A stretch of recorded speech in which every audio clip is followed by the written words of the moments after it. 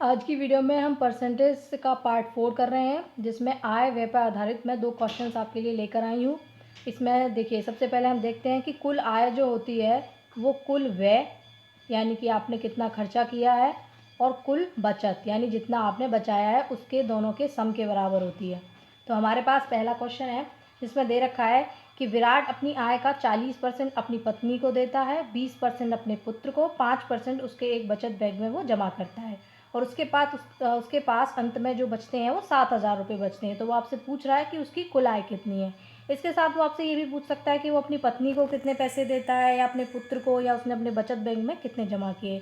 तो अगर आप उसकी कुल आय निकाल लेंगे तो उसके बाद आप इनमें से किसी का भी आंसर निकाल सकते हैं।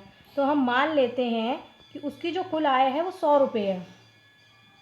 100 मानने का ये फ़ायदा रहता है कि ये परसेंटेज से वो 100 कैंसिल हो जाता है और आसानी से वैल्यू निकल आती है। तो हमने माना उसकी जो कुल आय है वो 100 है। 100 या 100 रुपये आप कुछ भी मान सकते हैं। अब उसने अपनी पत्नी को जो दिए हैं वो दिए हैं 40%। तो पत्नी को उसने कितने दिए? 40%, यानी 100 का 40%, यानी कि उसने अपनी पत्नी को 40 रुपये दिए हैं।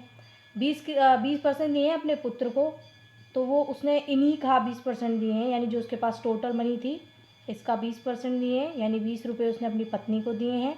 5% उसने अपने बचत बैंक में जमा किए हैं, यानी कि टोटल का जो है उसने 5% बचत में जमा किए हैं, यानी कि 5 रुपये उसने अपने बचत में जमा किए। अब ये जो थे ये टोटल उसके खर्चा हो गया।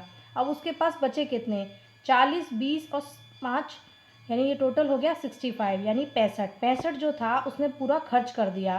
तो मैंने आपको कल बताया था कि कोई भी चीज़ जो होती है टोटल 100 होती है, और वैसे भी मैंने इसे 100 माना है। तो यानी कि 35 जो है वो उसके पास इस वक्त बच गए होंगे, लेकिन उसने दे रखा है कि वो 35 नहीं 7,000 रुपये हैं, यानी कि 35 की वैल्यू 7,000 के बराबर है। तो एक की वैल्यू कितनी रही होगी?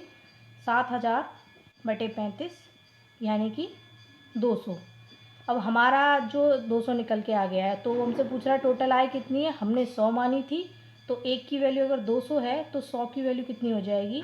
100 गुणा 200, यानी कि 20,000 रुपये। तो उसकी जो टोटल आय है वो 20,000 रुपये हो गई। अब हमारे पास एक अगला क्वेश्चन है कि प्रियांशु अपनी कुल आय का 20% मकान के किराए पर, शेष का 70% घरेलू मदों यानी घरेलू खर्चों पर खर्च करता है।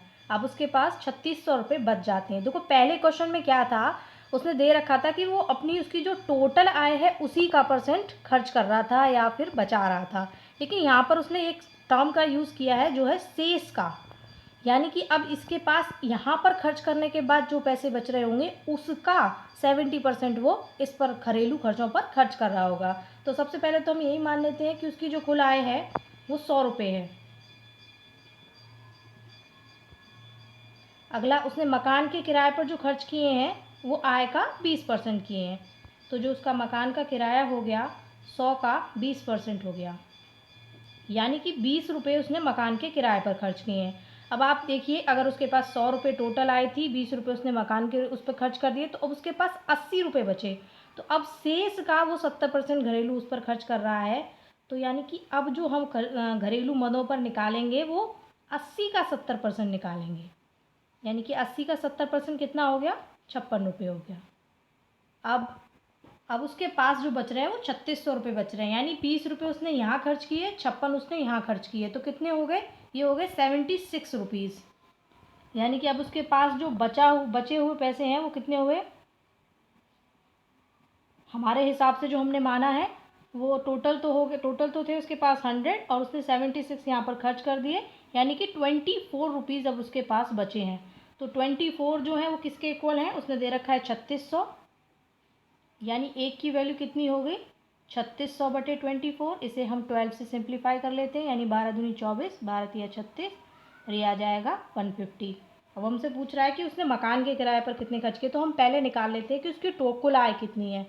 तो जो कुल आय हो जाएगी, हमने 100 रुपये मानी थी, यानी कि 100 गुणा 150, यानी ये हो जाएगी 15,000 रुपये। उसने मकान के किराए पर कितने खर्च किए थे? 20 रुपये, यानी कि 20%। तो इसका हम 20% निकाल देते हैं।